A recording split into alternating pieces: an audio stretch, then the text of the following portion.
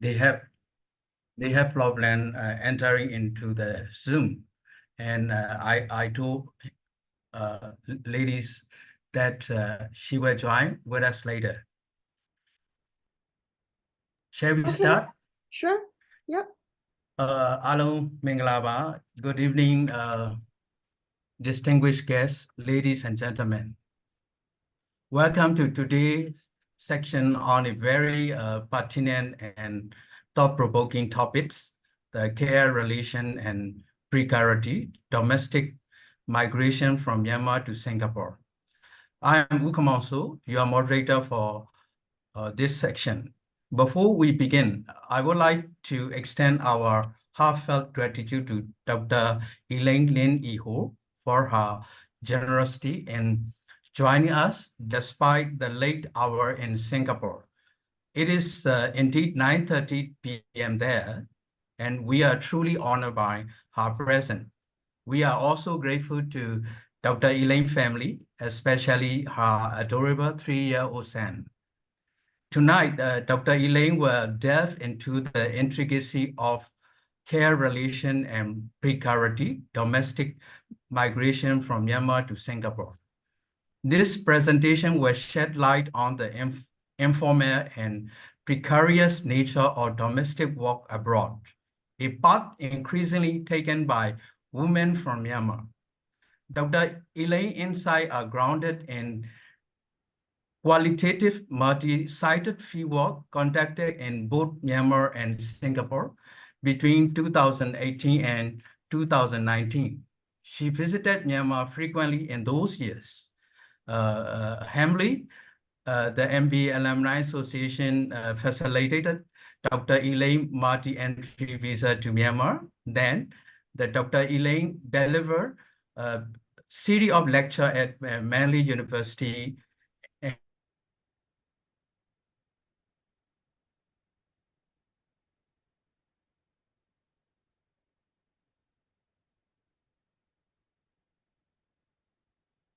Kim's connection has frozen.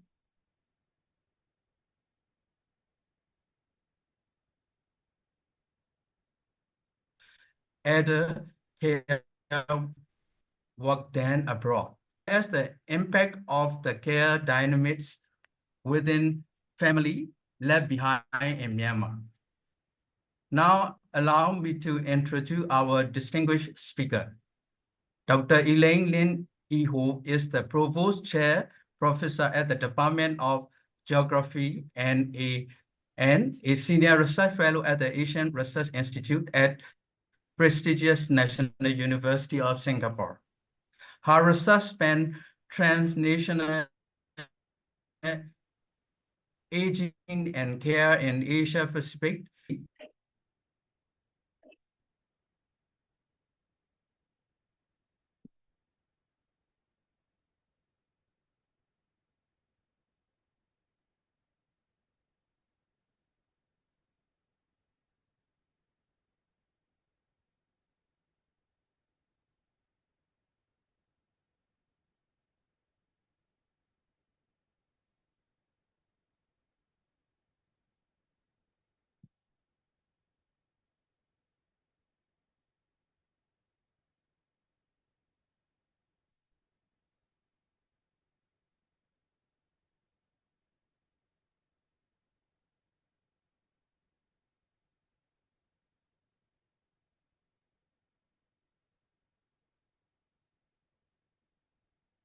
Mayhu Kin, are you there?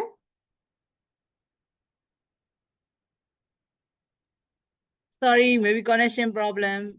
Yeah, I understand. Yeah, So do you that's think fine. we should wait for Kin to log on again, or should I Yeah, start? maybe one or Wait for him? yes, there's 1 minute. After 1 minute, you can start. Yes, sorry Okay, for that. no problems. I just wanted to know whether we should wait or if I should just start. Oh, yeah. Thank you. Okay, sure.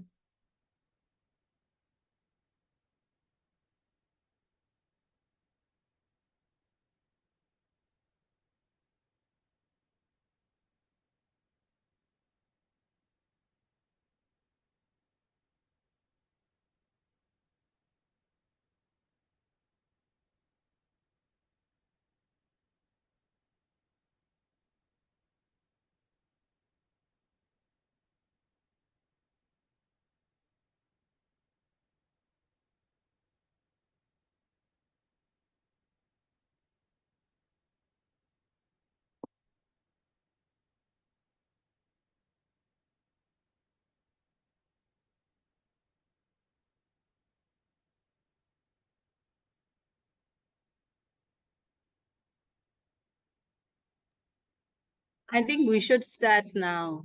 Sure. Okay, no Yeah, problems. yeah, All right, okay. everyone. Yeah, allow me to introduce myself since Kin's going to be logging on a little bit later. So as Kin mentioned, I'm Elaine Ho, and I am from the National University of Singapore. I am from the Human Geography background, based at the Department of Geography and the Asia Research Institute at National University of Singapore. So you should be able to see my slides now, right? If you're not able to see my slides, please just say something or drop me a message on the chat. Let me just use this. Okay. So if Kin comes back on, please feel free to let him know that he can interrupt me at any time, okay? I think before I start talking about my research, I want to acknowledge my collaborator on this project, Dr. Ting Wen-Ching. Her name is here. She was a postdoctoral fellow at the Asia Research Institute at NUS when I was carrying out this research. And Wen-Ching and I visited Myanmar a few times to carry out our qualitative research together. On some occasions when I couldn't stay for longer, Wen-Ching also carried on with the field work. So she is currently in Taiwan, and she's moved to National Chung Ching University. She is hoping to join us today, but it happens that she's actually on the way back from Indonesia after having done field work for another project. So she's probably on a train right now, and she said she will join us via Zoom if the connection is good enough on the train. If not, she sends her apologies. So just wanted to acknowledge Wen-Ching's contributions to the project. As you can see from my slide, the title of today's presentation is on care relations and precarity. And specifically, I want to draw your attention to domestic migration from Myanmar to Singapore. So migration from Myanmar to Singapore happens in the context of certain care needs in Singapore. So of course, Myanmar migration, domestic workers come to Singapore to do a variety of care work in Singaporean households. Some of it could be helping to look after young children, helping to do housework. But increasingly, we're observing that domestic workers in Singapore are being employed to help in Singapore households that have elder care needs. So what is the backdrop to this? In Singapore in 2023, there were about 700,000 people in Singapore aged 65 years and above. And this may not seem like a huge number to you, but Singapore is a fairly small country. It's a city-state. I think the latest figures are about 5 million people in Singapore. So the Singapore government predicts that we are actually facing a rapidly aging society, and there will be growing elder care needs. By 2026, more than 21% of the population will be aged 65 years and above, which means Singapore will become a super aged society by 2026. Apart from just the numbers alone, there are also other sort of societal changes within Singapore to do with how adult children carry out care arrangements with their aging parents. So I remember during my grandmother's generation, my grandmother used to stay with my parents and I. So it was more common for aging parents to stay with their adult children and for care to be given in that way through co-residency. But these days, more Singaporean adults are actually living separately from their elderly parents. And this is partly because Singaporean sort of younger people prefer to have their own space, but also the parents themselves feel that they don't want to necessarily stay with their children because there could be more kind of intergenerational conflicts when you live with your children and they have their own young children as well. So it's actually more common nowadays for adult children to live separately from their aging parents. But when their parents grow older and are unable to move around as independently or they have healthcare needs, what happens then? Because the adult children are working full-time, so they normally will look to employing a domestic worker if they can afford it to stay with their aging parents to help with the elder care needs. So the Singapore government has recognized that with a rapidly aging society, there is greater need for the Singapore government and society to actually grow their community care facilities and services. So this might include, for example, daycare centers for older people in Singapore.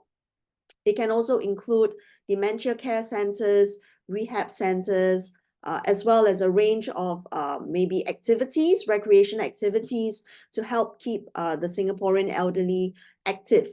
Okay, so that's on the one hand, there are efforts by the Singapore government to ramp up community care facilities and services to help support Singaporeans in their household needs. But at the same time, there are also efforts by the Singapore government to try and improve affordability for elder care, particularly when these older people are using community care facilities and services. There is a subsidy for older people who need to hire a domestic worker, but by and large, the cost of hiring a domestic worker is borne privately by these households. So either the adult children or their parents would pay for hiring a domestic worker by themselves. There is, as I mentioned, there are some government subsidies for it, but the cost of hiring a domestic worker is actually still quite substantive for Singaporean families. So why do Singaporean families still prefer to hire domestic workers rather than use community care facilities? So there are some concerns among Singaporean families that there aren't enough spaces in these community care facilities to actually accommodate the growing numbers of older people in Singapore. The cost of using community care facilities are also quite high. In some cases, if a family has young children and an older person at home, it can actually be more cost effective to hire one domestic worker rather than to pay for the child to go to childcare and the aging parent to use elder care facilities.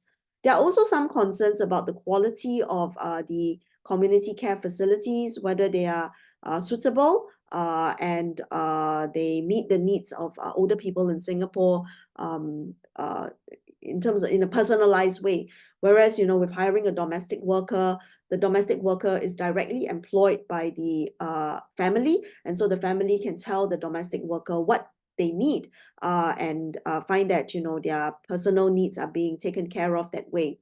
So also to highlight that there are home care services. Community care services, which I mentioned earlier, is when the older person goes out to these facilities that are outside of the home.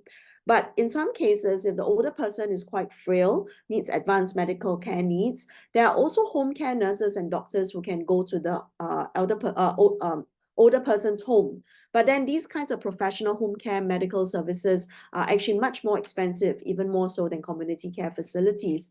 So in sum, right, I would say that the perception among Singaporean families is the provision of community care facilities and home care facilities still lags behind the needs of families with elderly loved ones. And in fact, in 2012, more than a decade ago, when one of the ministries in Singapore did a survey, they found that almost half of those polled, about 1,000 Singaporean families, almost half of them had hired foreign domestic workers to care for their elderly family members. So you can tell that the demand for domestic workers in Singapore is actually very high. I will mention later, how this high demand is actually met by the supply of domestic workers in countries like Myanmar, Philippines, and in Indonesia in particular. But before I do that, I just want to mention to you that the findings I'm presenting to you today are part of a wider project titled Transnational Relations, Aging and Care, and I will show you the website shortly. For those of you who have this set of PowerPoint slides, actually, if you click on the words in orange, you will be able to visit the website directly. So this was a project that my colleagues and I ran from 2018 to 2021 on migration and aging in Singapore. And in this project, we had a few what we call work packages, which means different researchers working on different projects, but which are tied to this wider theme of aging and care. So two of these work packages were on migrant domestic workers who are employed to assist older Singaporeans. So we did not study migrant workers, domestic workers who are employed to look after young children, because our research project was around the theme of aging.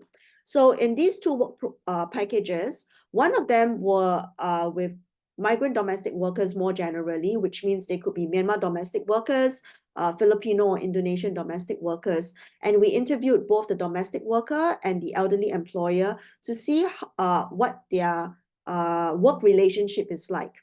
Okay, but the second work package, which I'm going to focus on today, is actually on Myanmar migrant domestic workers specifically. And so Wenqing, Dr. Ting, whom I mentioned earlier, is a collaborator on this project. She and I went to Myanmar. We did research in Myanmar as well as in Singapore to understand better the migration routes, experiences of the domestic workers who came from Myanmar to Singapore. We were also interested to examine actually what are the kind of care relationships that they left behind in Myanmar in order to come to work in Singapore. So we carried out interviews with some of these domestic workers and we asked them to introduce us to their elderly parents. So our reasoning behind this is these domestic workers are coming to Singapore to help take care of older Singaporeans. And the question for us is, who is actually taking care of their elderly parents who are left in Myanmar? So we conducted fieldwork in both Singapore and Myanmar from 2018 to 2019. And, you know, as you can tell, from early 2020 onwards, we had COVID-19 and then, you know, many changes in Myanmar. And so we have not been able to return to do follow-up field work, but I would be very glad to hear feedback from the audience if you have any information and updates for us on this topic that we are studying to do with migrant domestic workers who move from Myanmar to Singapore. Okay, so what we are qualitative researchers, which means that rather than doing large-scale surveys, we focus on smaller numbers in our sample set, in our research, but we do very in-depth, you know, interviews, talking to these interviewees to better understand their migration journeys, their experiences of leaving Myanmar, working in Singapore, and in some cases, some of them had actually returned to Myanmar. So in total, we interviewed 52 people, and 14 of them were Myanmar migrant domestic workers who were currently at that time working in Singapore. We also interviewed 14 returned domestic workers who had moved back from Singapore to Myanmar after their work contracts had ended. And of these 14, 10 of them introduced us to their parents. Of the total sample of 28 Myanmar migrant domestic workers, 10 of them introduced us to their parents, and we carried out interviews with their parents back in Myanmar.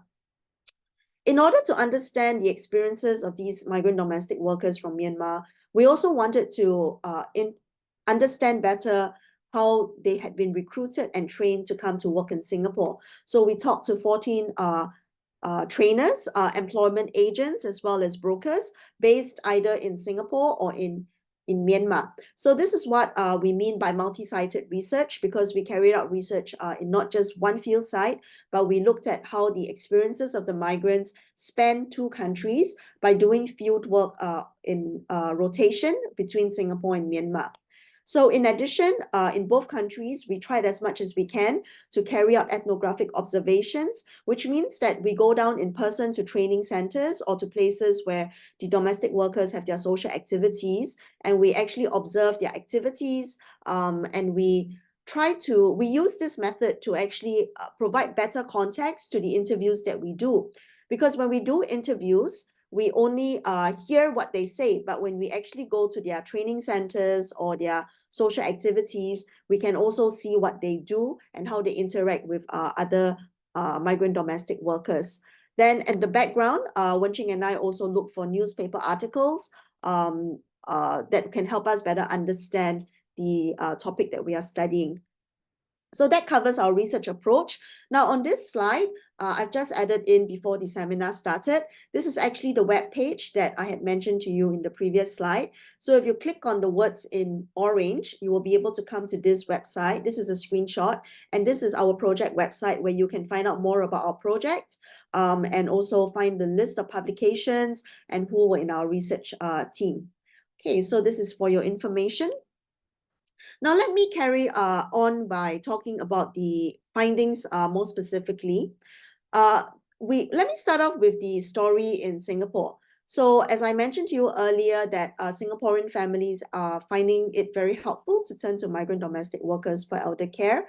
And there are many employment agencies in Singapore that help to link up potential employers with domestic workers who are looking for work. As you can see from the picture in the slide, this is actually a promotional banner at the storefront of an employment agency in Singapore. We took it during our field work. And you can find out also more context about this study that I'm sharing with you by going to this website, which is actually on the previous page that you saw. So this link is actually to one of our reports. It's not an academic paper. It's actually written in a very accessible way for members of the public so that you can better understand the findings which I'll be sharing with you. So the reason why Singaporean families prefer to hire migrant domestic workers is because they think that these migrant domestic workers are able to multitask. So unlike, when you send your child to the childcare or your elderly parent to the elder care center, a live-in domestic migrant worker can help to take care of both the young and the old. So what we found during our field work was some of these migrant domestic workers who have been hired for elder care, they were also asked by their employers to not only help with housework, but some of them may be asked to carry out medical procedures, such as injecting insulin in older Singaporeans who have diabetes, helping to take care of older Singaporeans with dementia care. And these medical procedures can actually be quite risky, putting both the older Singaporean and the migrant domestic worker at risk if any of these medical procedures are not done correctly. So we found, just to share with you also as backdrop, that the migrant domestic workers in Singapore, they can come from a list of countries that are specified by the Singapore Ministry of Manpower. Okay, but the most popular ones are actually from Indonesia, Philippines, and Myanmar. And as I mentioned in this slide, they are actually what we call internal hierarchies of recognition and value. So of these three countries, we found that many researchers who look at domestic worker migration have also found that actually of these three groups, the migrant domestic workers from the Philippines are the best paid in Singapore. And this is because Singaporean employers who can afford it, they prefer hiring Filipino domestic workers who can speak English, who are better trained, because the Philippines has a very organized way of training and sending domestic workers to other countries to work. So the Filipino domestic workers are the best paid of these three countries, followed by the Indonesian domestic workers. So Indonesian domestic workers Indonesia basically have only more recently started to provide more formal training and recruitment practices for their nationals who are going to work in countries like Hong Kong, Singapore, and Japan. Okay, so the Filipinos are the best paid, followed by the Indonesians, and the Myanmar domestic workers, unfortunately, are the lowest paid of these three groups. And as I will highlight in this presentation, you will begin to understand the reasons why. So all of these domestic workers, they are hired on work permits, okay, what we call work permits in Singapore. And these work permits are for a 2-year duration. They also have quite restrictive visa conditions. And you can see details of these restrictive conditions in the report if you click here on this page and go to on this link and go to page 5. Okay, so the restrictive conditions are, for example, domestic workers who are on work permits, they cannot freely change their employers. They also have to work in their employers' homes. And when they work in their employers' homes, they are not actually protected by certain employment laws in Singapore. I will have a table to explain a little bit more afterwards. Okay, it is especially challenging for the Singapore government and regulators to regulate work conditions within private homes. Because unlike migrant construction workers who are in the public space, in construction sites in Singapore, what happens within private homes is very hard for the regulators and government agencies to see. We call it the invisible sphere, right? Because you cannot freely seek access into people's homes unless, say, a formal police report is made. So a lot of the work that these migrant domestic workers do are actually invisible, hidden from the public eye. As I mentioned earlier, Myanmar migrant domestic workers, okay, are the lowest paid. So at the time of our research, they were paid between Singapore dollars $450 to $750 per month. Okay, they are also the least well protected. Now, why is this the case? The Filipino embassy and the Indonesian embassy have very strict regulations in terms of the working rights of their nationals in Singapore. But our research has found that the Myanmar embassy has much weaker sort of enforcement capacities. So the domestic workers from Myanmar are actually the least well protected of these three groups. There were about 60,000 of them in Singapore, and they're the third largest group after the Filipinos and the Indonesians. So this is a picture or a screenshot of the report that I had mentioned. If you go to our project website and you go to, I think, publications, right at the bottom, you will be able to find the link to this report. I've also provided a shortcut to the report in the presentation slides. So this report actually details some of the presentation findings that I'll be sharing with you today. So what are the migration pathways? How do migrant workers who do care work come to Singapore? Okay, so these figures that I'm sharing with you are from our research back in 2020. The numbers may have changed, but I think the overall pathway is still pretty much the same.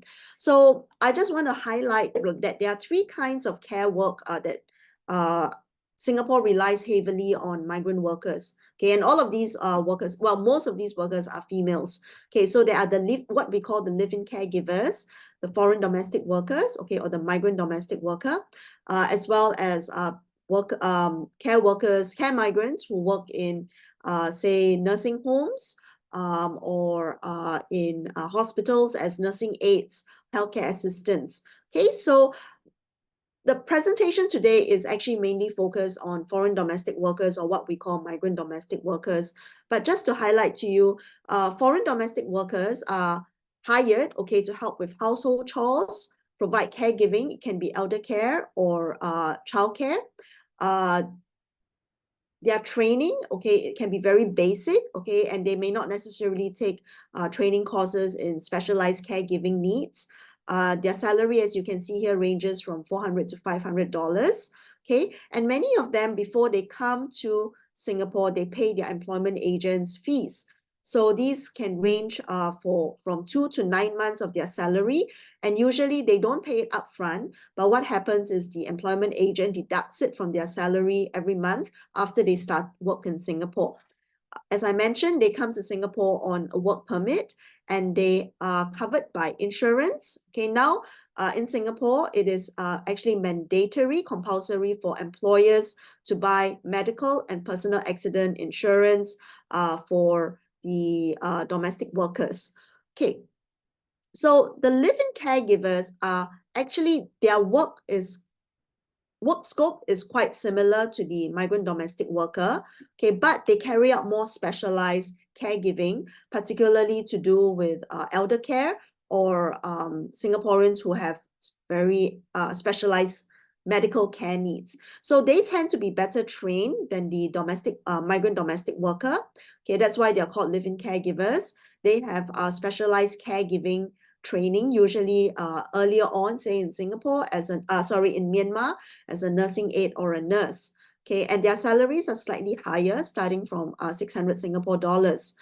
It varies whether or not they actually take a loan before they come to Singapore. In some cases, there are no fees charged. In other cases, it's a one-off sum that is paid by the employer, or 2 to 3 months fees that is paid by the live-in caregiver. They also come on the work permit, which means that they face quite restrictive visa conditions. Okay, as mentioned, insurance is usually included. Okay, I won't cover this third group, okay, because they were not the focus of our research. But of these three groups, basically, this third group, nursing aides, etc., they are actually protected by the Employment Act, whereas in Singapore, whereas the migrant domestic worker and the live-in caregivers, they are not protected by the Singapore Employment Act. Okay. So in our report, we also, in our research, we also carried out a more gendered analysis of two types of migrant workers. We looked at foreign domestic workers and migrant domestic workers were always female. Okay, and then we also looked at male construction workers. So the domestic worker is actually covered by a very specific employment act called the Employment of Foreign Manpower. Okay, whereas the male construction worker is covered by the Employment Act itself. Okay, and these are the differences. So if for the domestic workers, there is no regulation over the maximum number of working hours they should do. Okay, whereas the male construction workers who are covered by the Employment Act, there is a stipulated maximum number of working hours. Okay, as you can see here in terms of overtime pay, there is no compulsory sort of enforcement for employers to pay their domestic workers overtime pay, whereas the male construction workers, employers will have to pay overtime pay. Okay, so in terms of rest days, both should have rest days, but sometimes Singaporean families will ask their domestic workers to forego the rest day for extra salary. So they will pay their domestic workers a little bit more, but that means the domestic worker doesn't have a rest day. And you must remember that the domestic worker actually lives in the employer's home. So when they don't have a rest day, actually they are literally working 24/7, 24 hours a day, 7 days a week. From January 2023 onwards, the Singapore government has mandated that all employers must ensure their migrant domestic workers have at least one rest day each month that cannot be compensated away. So this is actually to ensure that the domestic worker gets to leave the home, which is also their workplace, so that they can have some free time, get to socialize with their friends, or to go for some training if they want to. Domestic workers are required to live with their Singaporean employers, whereas male construction workers do not have to live with their employers. They normally live in employer dormitories instead. Okay, so I won't cover the last bits, but you can have a look at it if you have a copy of the slides. So now let me turn our attention to why do domestic workers from Myanmar go to work in Singapore, and how do they do so? When we carried out this research starting in 2018, actually domestic worker migration in Myanmar was still considered illegal. Then as we started to do our research along the way in 2019, it was said that domestic worker migration is no longer illegal. Okay, but then there had to be a lot of changes made to the migration industry in terms of providing more regulatory frameworks. So of course, I have not been back to Myanmar, and I would love to find out from people here if indeed, there have been improvements in terms of how domestic workers are sent abroad to work, or is the situation still poorly regulated?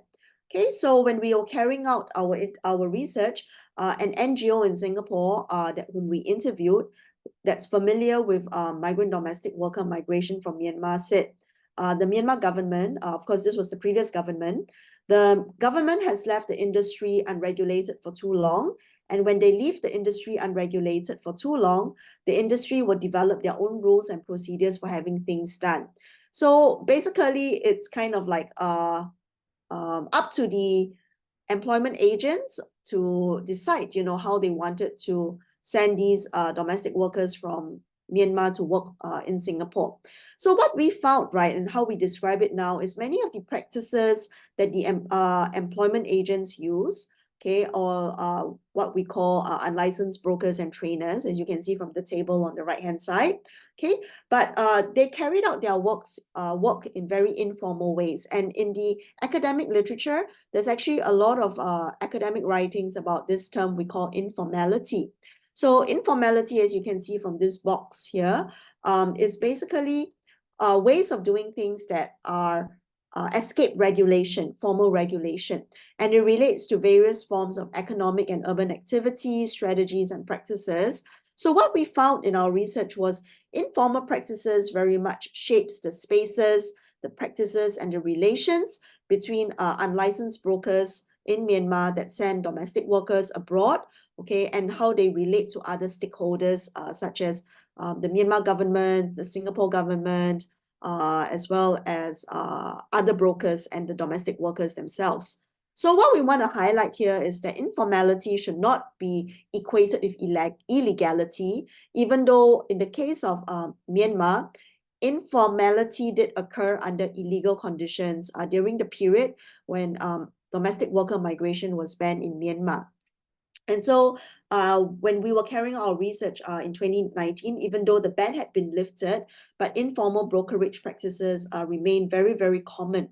So here in table 3, which you will find in our report online, okay, what we actually highlighted here is the difference between, at that time when we were carrying out our research, what the industry called licensed agents and trainers who were sending out Myanmar migrant workers, okay, to do care work, but the licensed agents and trainers could not send these migrant workers from Myanmar abroad for domestic work because it was banned at that time, okay? And so these licensed agents and trainers, they normally had formal legal affiliations between organizations and structured partnership arrangements. But at that time when the industry was still banned, there were many what we call unlicensed brokers and trainers. The Myanmar government did not recognize their work. They were considered sending domestic workers abroad illegally. Okay, and many of their practices were based on informal ties that had to do with personal and individual connections. And these kinds of connections may be irregular and unstable. So this is how we, during our research, differentiated between what we call the formal migration industry and the informal migration industry in Myanmar. Okay, so informal networks in the migration industry dominated the care migration industry in Myanmar. And these often consisted of very multi-scalar between sort of national, local, regional actors, how they collaborated, and their operations extended from Myanmar all the way to Singapore. So the collaboration between licensed agents in Singapore and the informal brokers who were operating illegally in Myanmar was often based on flexible and very small-scale networks. But what we want to highlight is that although in the earlier table you saw there seems to be a divide between formal migration practices and informal migration practices, but as you will see in what I share later, informal practices are very much part of a relationship with the formal bureaucracy, both in Myanmar and Singapore, helping to shape more formal migration channels. How did the informal brokers operate in Myanmar? They recruited domestic workers to send to Singapore in very underground, what we call underground ways, okay? These informal brokers in Myanmar are important to the domestic workers because they help the domestic workers manage risk. Some of these informal brokers will also have sub-brokers, also known as individual suppliers. And these sub-brokers are actually members of various villages, townships, or religious groups in Myanmar, and they then recommend the domestic workers to the informal brokers who are unlicensed, okay, and then the unlicensed brokers then help the domestic workers to migrate through formal channels legally to Singapore. So what was very interesting for us in this research project was how illegality became reshaped to become legal migration to Singapore. How does that happen? Okay, first of all, let me just mention that many of these unlicensed brokers, they actually are usually ex-Singapore domestic workers who have returned to Myanmar, okay, or they had previously worked as licensed agents for sending sort of nurses, to work in countries like Singapore, Hong Kong, or Japan. And what they do, right, what these unlicensed brokers do is that they help the domestic workers convert what we call illegal or irregular migration to legal migration to Singapore by changing the paperwork, changing the identity of the domestic workers through paperwork. So for example, they may help to change the age of the domestic worker. In Singapore, for a domestic worker to come legally, the domestic worker has to be at least 21 years old. So some of these domestic workers, if they are younger than that, these informal brokers actually help to change their age, through their connections in government to the legal age of 21 years old in the passport. So they help to forge the paperwork basically. In Singapore, also for domestic worker to work in Singapore, they need to have at least 8 years of formal education in nationally recognized educational institutions in Myanmar. But if these domestic workers, have not had a chance to undergo formal education, or they may come from parts of Myanmar where they go to schools that are not like national Myanmar schools, they actually are not eligible to work in Singapore. But what the unlicensed brokers do is then they change the qualifications of these domestic workers in the paperwork that is submitted to the Singapore agency, which then processes it with the Singapore Ministry of Manpower. So these brokers, right, many of them are painted, as kind of unscrupulous, immoral people because they are doing these kinds of illegal kind of operations, right? But in our research, right, we found it very interesting that many of these brokers actually acknowledge that they do these kinds of illegal activities out of their self-interest, but they will also what we describe as claim a higher moral ground, because they say that they're helping the domestic workers to go overseas through trusted networks, rather than a domestic worker who is lowly educated, doesn't speak English, going through some other migration routes, that could expose them to more risk of, say, being trafficked, right, to places other than Singapore, or to do, work that is actually not the domestic work that they had signed up for. So the brokers actually say that they are helping these domestic workers to improve their livelihoods.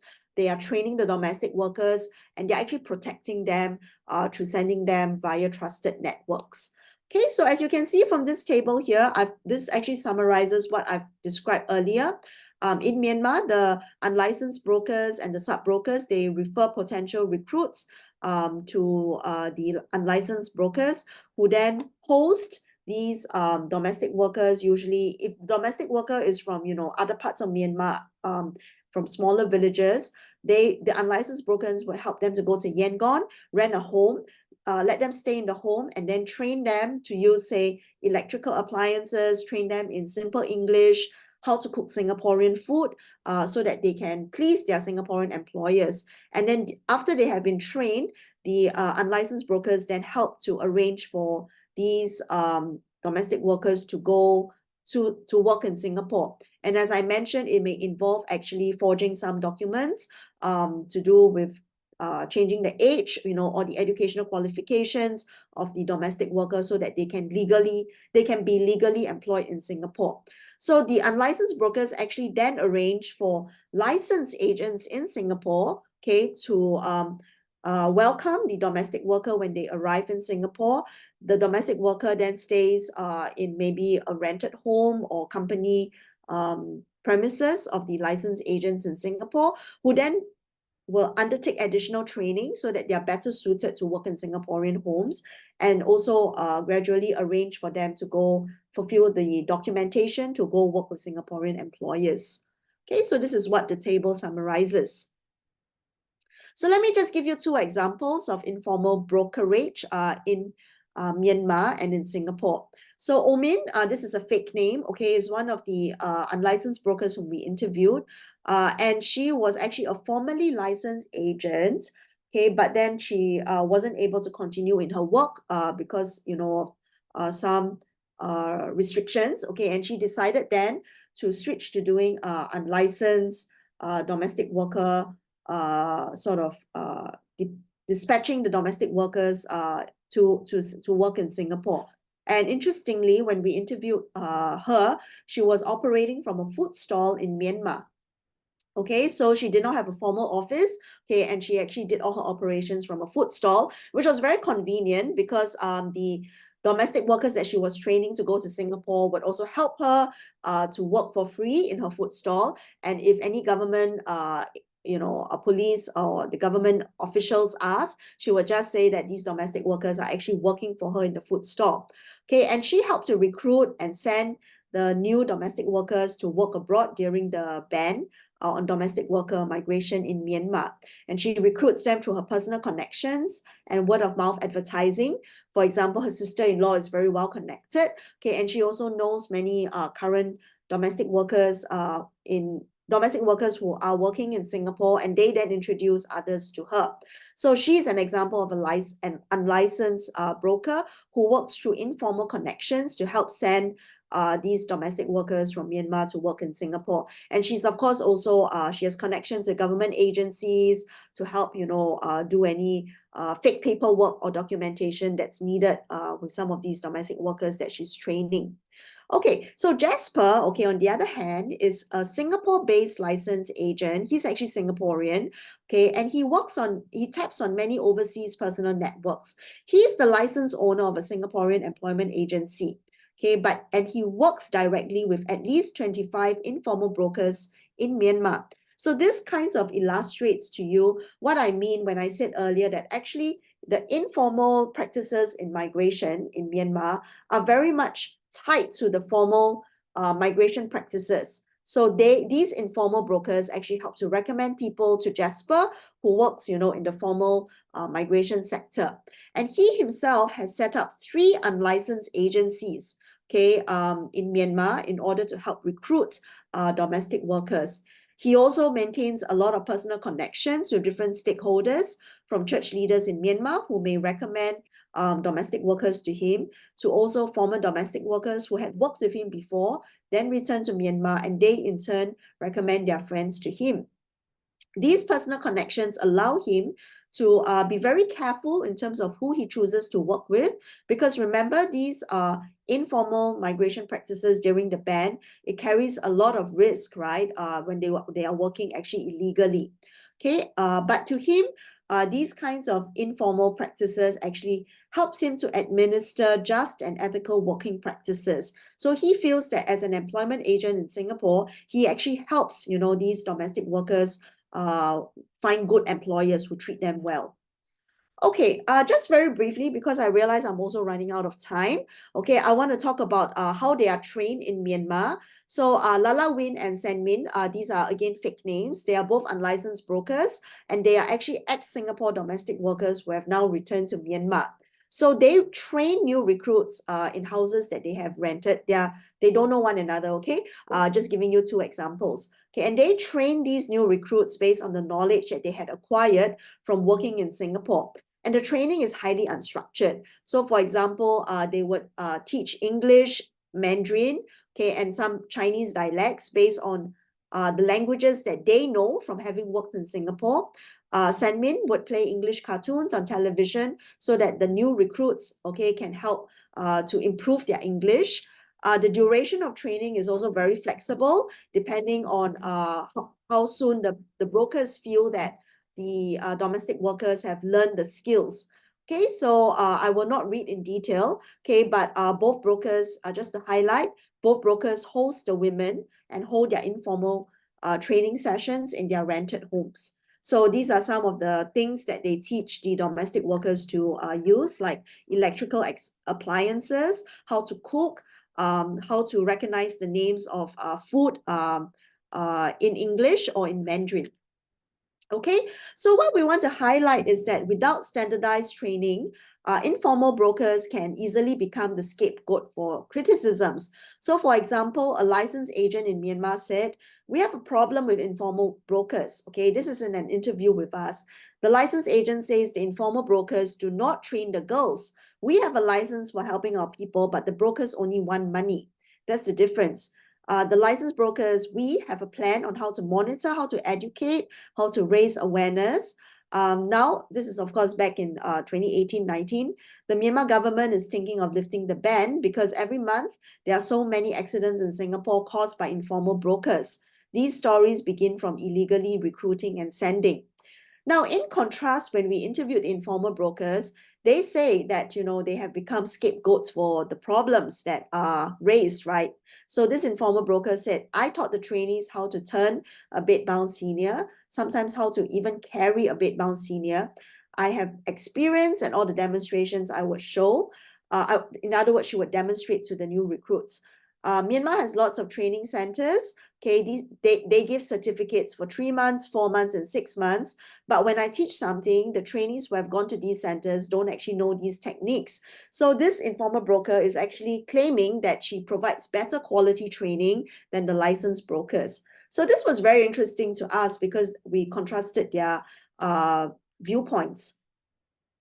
As I mentioned earlier, when these domestic workers in Myanmar are recruited and trained in Myanmar, at that time of our research, they were operating under illegal conditions. So how then do they become legally placed workers in Singapore? So in Singapore, as long as a domestic worker comes under one of these two schemes, what is called the in-principle approval or the advanced placement scheme, okay, they will actually be considered legal in the eyes of the Singapore government.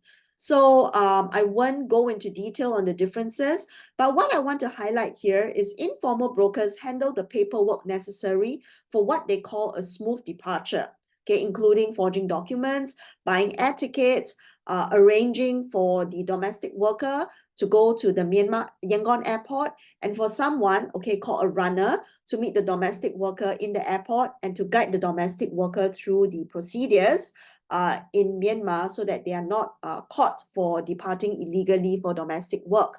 Okay, and then these informal brokers handle the paperwork, the documentation necessary for the domestic workers to become legally recognized in Singapore through the IPA or through the APS. So this was very interesting to us. So just very briefly, I want to highlight to you how whether some gaps, in protection for the domestic workers in Singapore. So it's important to recognize that both Myanmar and Singapore are not signatory to international conventions that protect domestic workers, including the Convention 189 for domestic workers by the International Labour Organization. So what we would say is that Singapore government's regulations and laws are two-faced, okay, what we call genus-faced, two-faced. They do protect the domestic workers to some extent, okay, for example, getting employers to give a day off or ensuring that the domestic workers have medical and personal accident insurance in case anything happens to them. Okay, but there are many restrictions in terms of what domestic workers can and cannot do in Singapore. For example, they cannot get pregnant. If they get pregnant, they will be deported immediately. Employers also have to pay a $5,000 Singapore dollars bond so that, it ensures that the employer kind of make sure the domestic worker behaves well while they're in Singapore. Okay, so when these domestic workers are in Singapore, sometimes they access community networks and go to NGOs during their days off, okay, for support or for training, because it can be very isolating for them to work 24/7, or long hours in their employers' homes. So the community networks, for example, in churches or through their ethnic groups, and the role of the NGOs are very important. And then in some cases, as you can see from this picture on the right, it's a news article. It talks about how some employers lend additional financial support to help the domestic worker build homes in their home country or to pay for medical bills for their family members. Okay, but all these protections mentioned here are actually very contingent, and what we argue in our academic papers is it still leaves the domestic worker in quite a vulnerable position. And actually, the domestic worker encounters what we call multiple intersectional risk, okay, because there is a weak regulatory framework for protection both in Myanmar as well as by Myanmar by the Myanmar Embassy for the domestic workers in Singapore. So Daniel, one of our interviewees, he's a trainer at an agency in Singapore, and he says the level of protection that the agency can give to the domestic worker is actually very low, because even though the agency may have the heart to help the girl who is in trouble, they have very little levers to pull because the Myanmar government at that time didn't recognize the domestic workers as workers in Singapore. Okay, the second point here is that, as I mentioned at the start, right, the domestic workers are doing work in the hidden private sphere of the home. So it's invisible to the public eye, and it's much harder to regulate how they are treated by their employers in the home. So Chocho, who was a current domestic worker, described how her employer disregarded her safety while she was cleaning the windows of a high-rise flat. Okay, Singaporeans live in high-rise flats. So the employer stayed at the 13th floor, and Chocho needed to use the ladder to clean the windows outside. They gave her a stick for cleaning the windows, okay, and it was very risky for her, and she was very scared. But she had no rights, okay, to say to her employer, I don't want to do this, because the employer can just terminate her employment contract anytime. Okay, so what do they do in order to mitigate those risks, to seek some self-protection? Some of them turn to their personal social networks. So Nyonya, for example, she said, whatever the informal broker taught her, she did, okay, because she trusted, people from her own ethnic group. She's Karen, and she said, I believe in my agent, the informal broker. My agent is also Karen, and I know that this person will not cheat me like selling me in Singapore. So during pre-departure training, we found that informal brokers would advise domestic workers to be resilient in order to complete their employment contract. So Nyun, for example, said, if the employer, who is the grandmother, says, if the grandmother scolds me, the trainers had told her, I should not say anything back to her. I should maintain a smile. Just stay the way so that the employers will not send her back. These strategies, we argue, prepare domestic workers to cope with their employers' work expectations, okay, but they also perpetuate some stereotypes about how domestic workers should be compliant and should be docile, including, even if it includes putting themselves at risk. Okay, so I think, what I want to highlight from this slide, because I know I'm probably running out of time. Okay, what I want to highlight in this slide is this place in Singapore called Peninsula Plaza. Those of you who have visited Singapore, you will know that Peninsula Plaza is a very important space for Myanmar workers to actually socialize when they're in Singapore. So on their days off, the domestic workers go to the Peninsula Plaza, okay, to develop their social networks, exchange information, and through that space, right, they get to know religious groups, NGOs, training centers, okay, and these are actually ways in which it helps them to find out information to protect themselves and therefore mitigate the risks that they may face when they're working in Singapore. So for example, this domestic worker says, whatever I don't understand, my friends in Singapore will explain to me and I will follow their instructions. So by having that friendship support, it creates a social space for them to share about their working conditions, and to know if there's anything they're being asked to do that is actually legally wrong in Singapore. It reduces their psychological distress and helps them to have find spaces for solidarity. Also, when they go for training through NGOs, they are informed that they should not hesitate to report mistreatment to Singapore's Ministry of Manpower. So the NGOs play a very important role in providing protection as well. And so Lala, for example, said, Home is one of the NGOs in Singapore. She said she was friends with Filipinos and they gave her the contact of this NGO called Home. And so she called them. She went to Home, at which has an office at Lucky Plaza, a different building, and she was able to find out what she should do in order to actually protect her own working rights. Okay, so I think, I might actually be running out of time. I'm not sure, is Keen back online? Is Keen back online? I'm Yes. online. Okay, Dr. Keen, Elaine, yeah, thank you very much. should I skip a couple of slides and just go to the conclusion?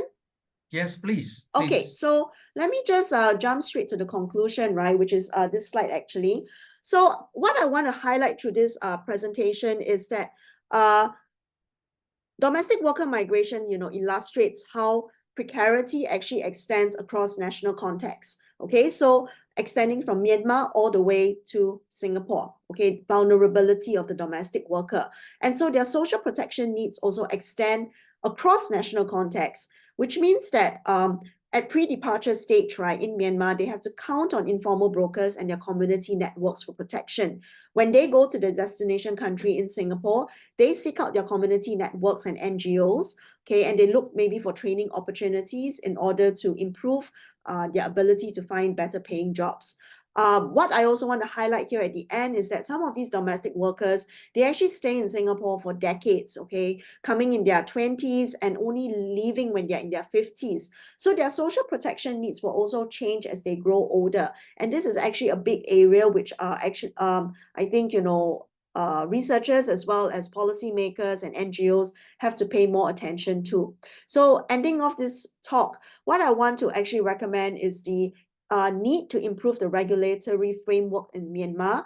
Perhaps, 5 years later, since doing our fieldwork, there have been many changes, and I'll be really pleased to hear about some of these changes from some of you. But it's also very important that even if the regulatory framework is changed, that there is enforcement to actually better protect the domestic workers going from Myanmar to Singapore. And then organizations here in Myanmar should also try to connect the domestic workers with partner organizations in Singapore to provide post-departure support. And lastly, as I mentioned earlier, both countries, Myanmar and Singapore, have to strengthen their alignment with international labor conventions that provide regulatory frameworks and recommendations for domestic worker migration. Okay, so on that note, thank you so much for listening to me. I told Kin earlier that I probably would take less than an hour, but I think I did take less than an hour because we started a little bit later than the original timing. Okay, but thank you very much for spending your evening here listening to me present my research, and I look forward to your questions. Okay, over to you, Kin. Thank you, Dr. Elaine. Okay, let me stop share as well. So, sorry, just one last point. These are all the references to the journal articles and the report, which I have actually shared about in this presentation. So I've shared the journal articles with the organizers, and if you're interested to read them, the organizers can send you a copy. Okay, but this first report is actually online and it's just free for anyone to read. Okay, so over to you, Kin.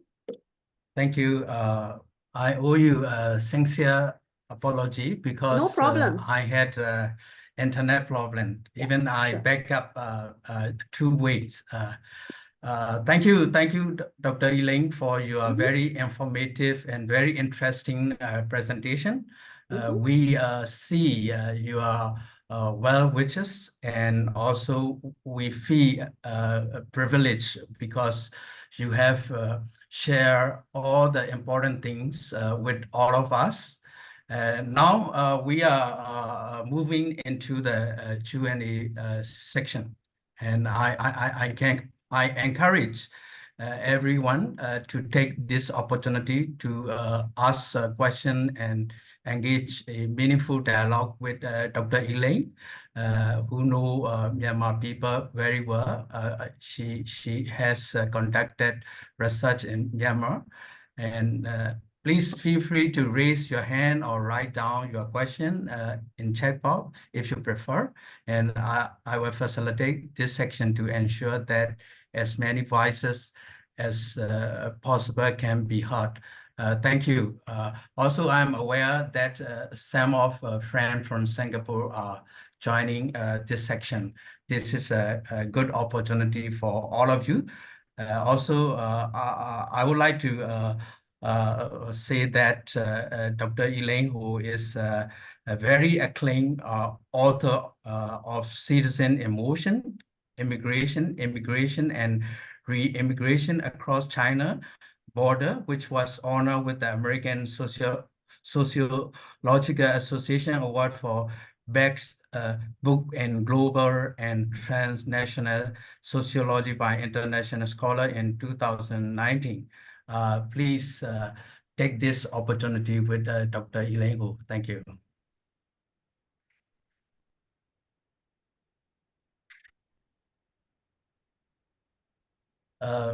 Maniniao, you are from Singapore, and may I request you to engage with Dr. Elaine, and she can be a good friend for you. Yeah, hello, I'm Lilia. Thank you for your sharing today. I just like to know, can you hear me? Yes, clearly. Yeah, I just like to know because first of all, I like to mention that I see really thanks for Singapore for overall the domestic workers, laws and regulations, the very strong laws I know. So now I see actually that the area broadcast from Myanmar side, and then also a little bit for how I can say a bit for our domestic workers, and then also how I can say a bit angry about our government rules and regulations. So I had in Singapore, yes, of course. When I lived in Singapore for about I think 12 years, and then I worked for different landscape companies there over there. So I'm project manager there. So I just done that a couple of months ago. So when I was there, I had that yes, of course, the Filipinos domestic workers are aware to get that in their contract they mentioned that they have got the how I can say how many off days they have to enter, they should enter there, how is their working hours, how they are aware to protect them. Yes, the Myanmar domestic workers don't have these chances, but okay, because of Myanmar law enforcement, they don't have the low pay, or what is their reason for low salary? Is it Okay. because of the not trained well by the broadcast agent, or what is their reasons of low Okay. pay? So I think there are at least three reasons. So I think what Nini, and correct me if I'm mistaken, I think what you're asking me is why are Myanmar domestic workers the lowest paid, right, of the three groups that I mentioned. Is that correct? Yeah. Yes, okay. So the first reason, right, is compared to the Filipinos and the Indonesians, I think especially the Filipinos, Myanmar domestic workers don't speak English very well yet. So the Filipinos, of course, they speak in English, I think they learn English more formally in their schools. And so especially, for communication purposes, or when, the domestic worker is interacting with young children, Singaporean employers prefer to employ Filipinos because of their English language capabilities. Now, the second reason is because of training. So both the Philippines and Indonesia have actually very structured training programs.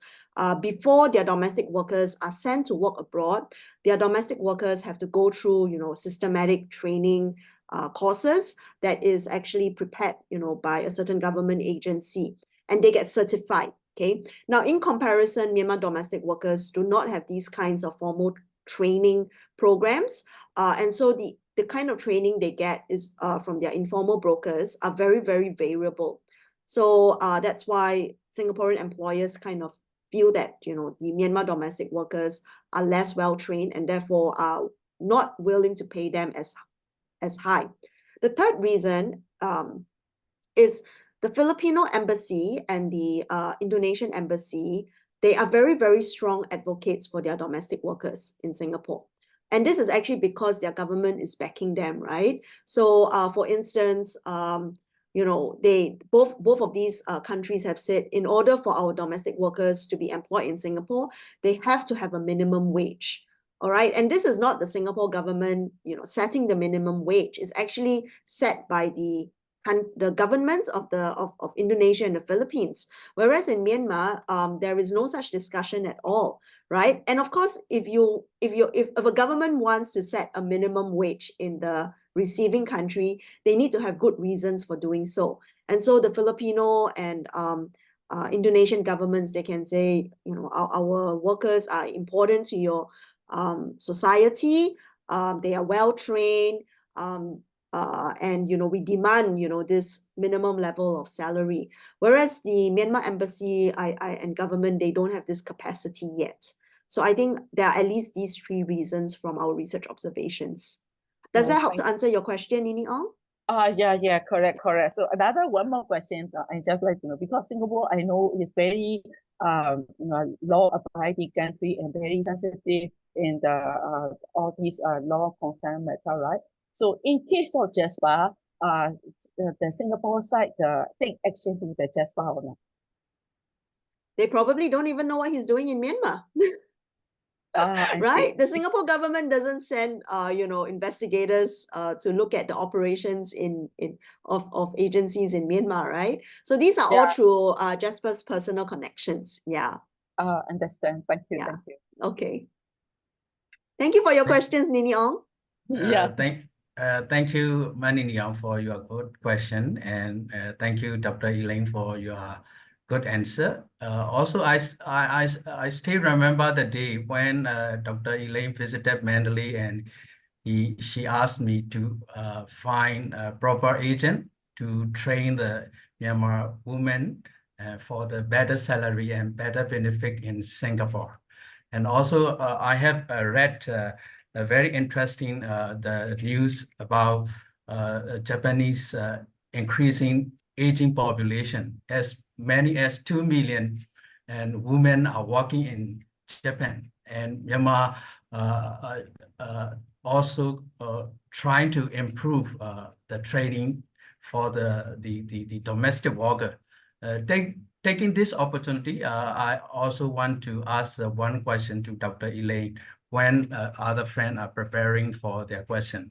My question is, what role do you believe policy changes in either Myanmar or Singaporean government could play in improving the condition for these workers?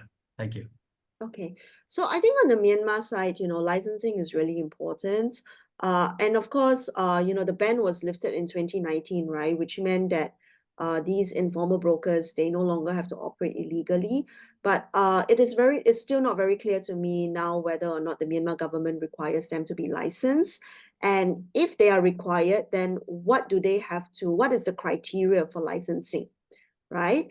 What do they have to prove they can achieve? How are they protecting the domestic worker? I think all these are aspects which are not very clear to me, not being able to go there personally to do research for a long time. But if, let's say, licensing is happening, then I think, Myanmar has a lot that it can probably take reference points from Indonesia and the Philippines in terms of how these two countries do it. On the Singapore side, what can be done to improve the working conditions of the domestic workers?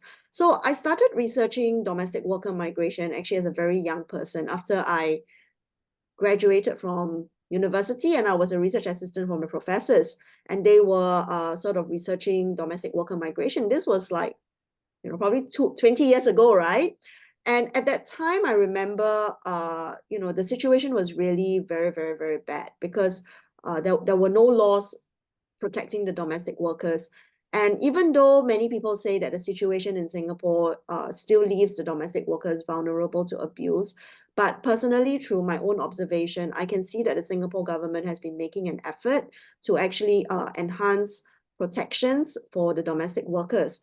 So, for example, I remembered, back in 2001 and 2002, one of the reasons why a bunch of people in Singapore came together in civil society to advocate for domestic worker rights was because there was a case of a 19-year-old domestic worker who had been starved by her employer. Maybe she was not 19 years old, but she had been starved by her employer and she died basically, right? And when she died, she was only 19 kilograms. So there was really no oversight at that time. But these days, now we have, laws by the government or regulations by the government saying you have to have a contract. In the past, there wasn't a contract with the domestic worker and the employer. Now, the employers and agents are required to prepare a contract. Now there are mandated day offs, whereas in the past there weren't any. There are also concerns in the past about domestic workers who maybe have accidents while they are employed and they had no medical insurance.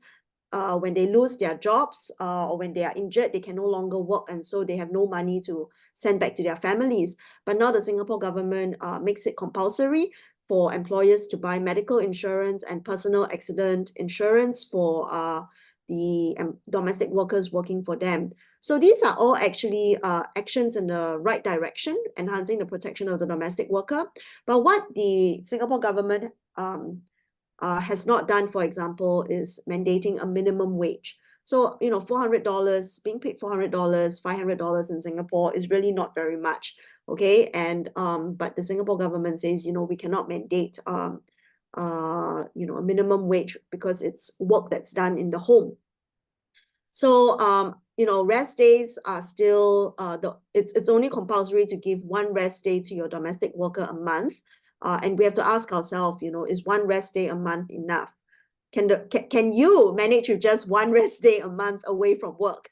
if you can't, then why do you expect your domestic worker to only have one rest day? So certainly, there's more things that can be done. Yeah. All right, Kin? Thank you. Thank you very much, Dr. Elaine. Please ask question to Dr. Elaine. Take this opportunity and share Thanh Liao, Dr. Miu Khai, but Tan Tan Thi.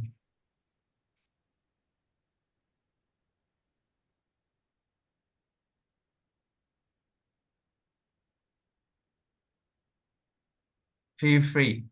Even we have very bad weather condition and very bad power supply. We have 14 audience members, and you have opportunity to ask Dr. Elaine, please.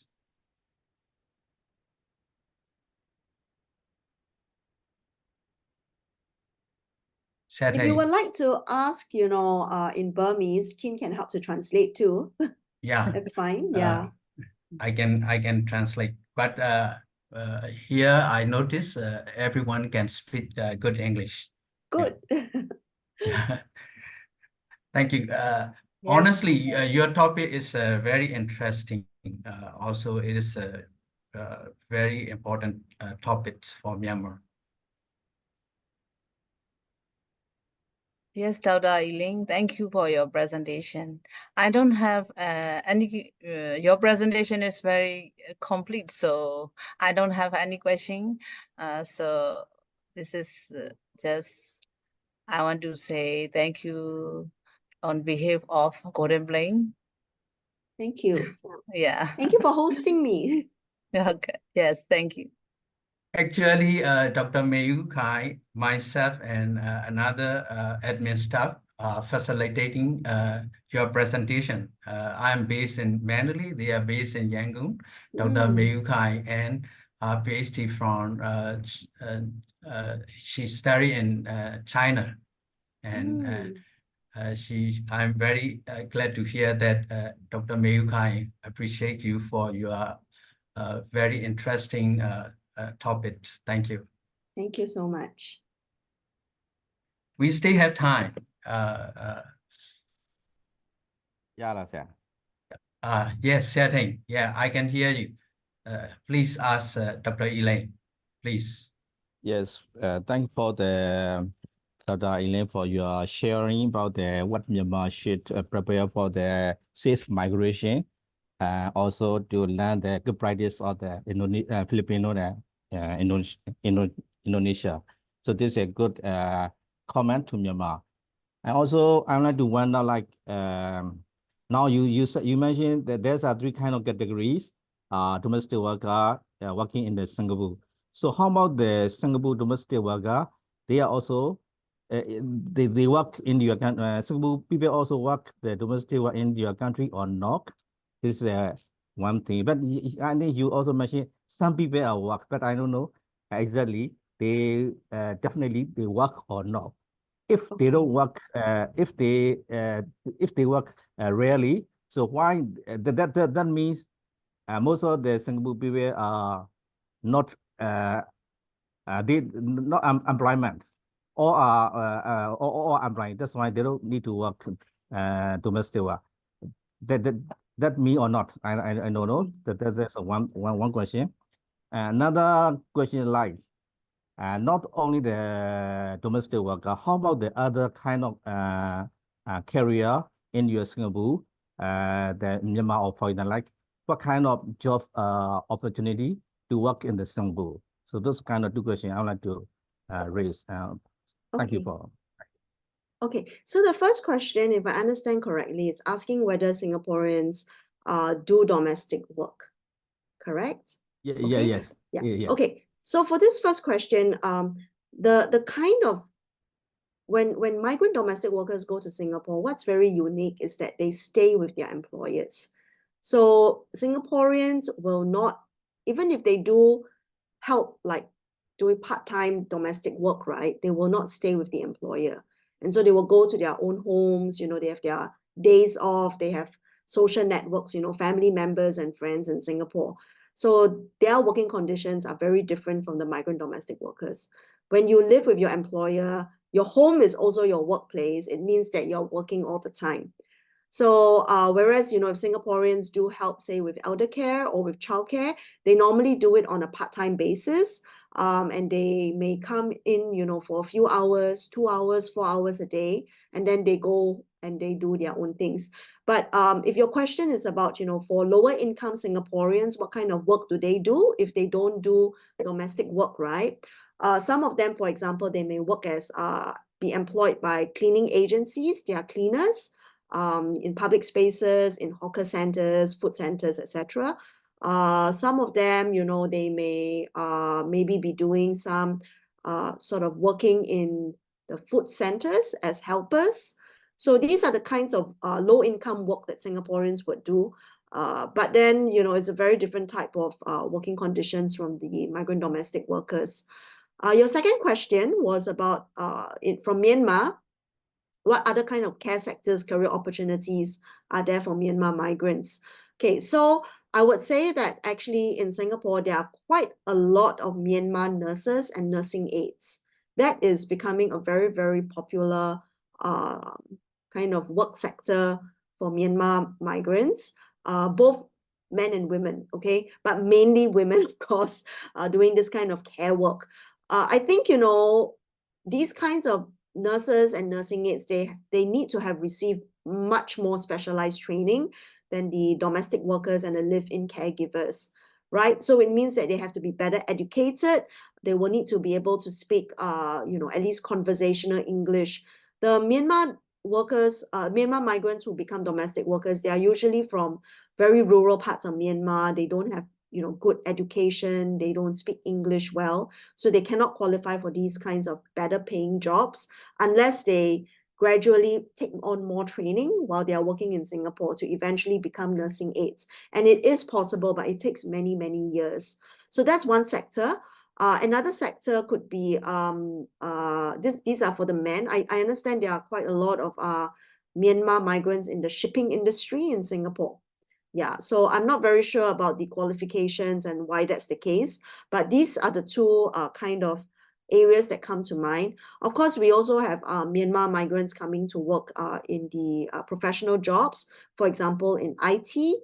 But I would say that the numbers are fewer compared to other migrants, say, from the Philippines or from India. Yeah, so I think that's kind of what I know, at least, of Myanmar migrants in Singapore. Thanks for sharing there a lot. Yeah, thanks. Thank you. Any question?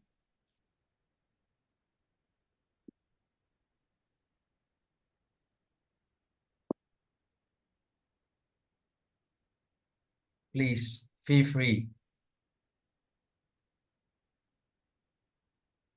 Someone raise hands. Yeah. Please.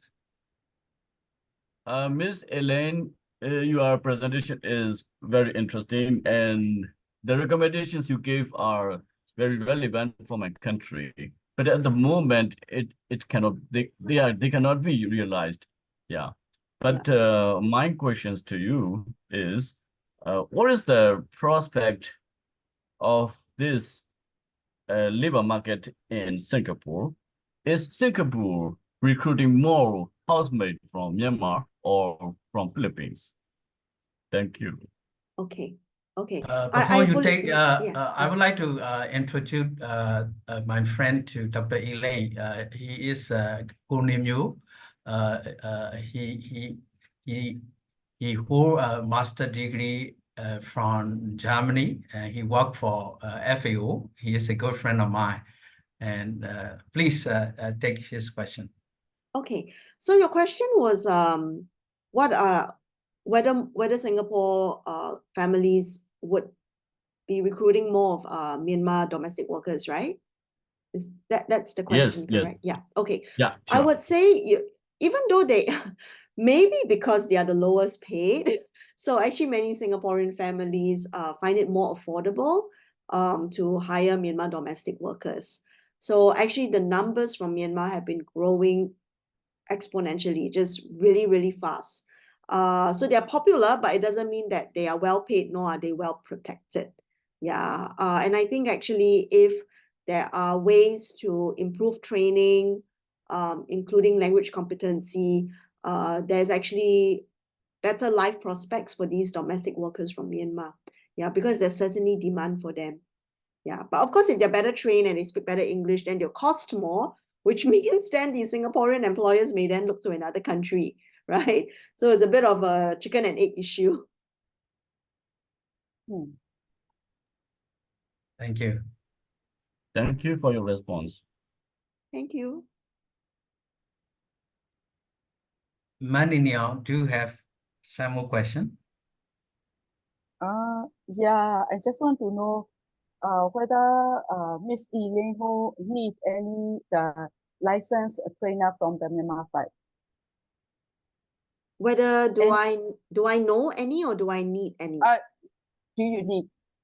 If you know of any, I will be happy to be introduced to them. But the challenge right now is I have difficulty going to Myanmar to do field work, so it'll be difficult to actually talk to them as well. Yeah, I was explaining to Kin that my son is 3 years old now, and I find it quite challenging to when you're single and you don't have a kid, you know, you have a lot more freedom to travel and do research. When you have a kid, you know, the time that you can spend doing research overseas is much more limited. Yeah, but if you have any recommendations and I can connect with them via Zoom, you know, I'll be happy to follow up. Yeah. Is that your point actually, or did I misunderstand? Yeah, actually, a kind of my point. Yes. Okay. Thank you.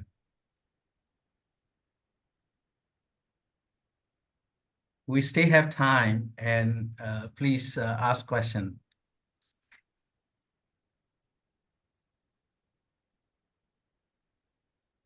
If audience member do not have any further question, I have one question. And recently I read about Singaporean economy, and Singapore, the per capita income per GDP has increased as 80,000. And that means Singapore will hire more migrant worker in year to come. It is correct? Yes. Yeah, Singapore needs migrant workers because we have a declining fertility rate and aging population. And there are some jobs, right, as I mentioned earlier, that Singaporeans will not want to do. For example, you know, domestic worker job or construction worker jobs. There are also other jobs, you know, in the professional sector where the demand is greater than what Singaporeans employees the labor force can supply. For example, in IT, in finance. So that, you know, the Singapore government has always acknowledged that we cannot do without migrants. Yeah. The only thing is that we cannot take in too many migrants as well because we're a small city state. So that's why the Singapore government regulates it very strictly, yeah, in terms of you know, what kind of qualifications and salary level you need to have in order to qualify for an employment pass, how long you can stay in Singapore on a particular visa. So it's all very strictly regulated to sort of meet Singapore's, you know, competing needs. Yeah. Thank you. And now I think no more question. I think. Do you have any question?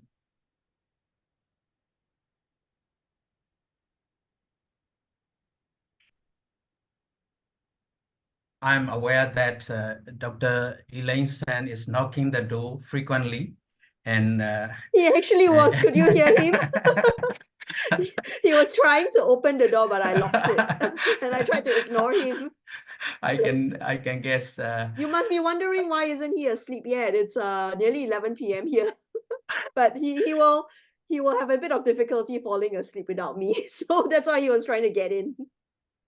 Thank you, Dr. Elaine. On behalf of the the golden playing. We really appreciate you, and also we thank you for the question and active participant from Mani Niao, Go Ne Miu, Go Teng Liao, and the compliment from Dr. Mayu Kai. And I would like to express our deepest appreciation to Dr. Elaine for sharing her invaluable insight with us tonight. Also, our thanks go to our friends also on Facebook Live. It is such an engaged and curious group. And lastly, and our sincere gratitude go to our supporting staff who work tirelessly behind the scene to make this event a success.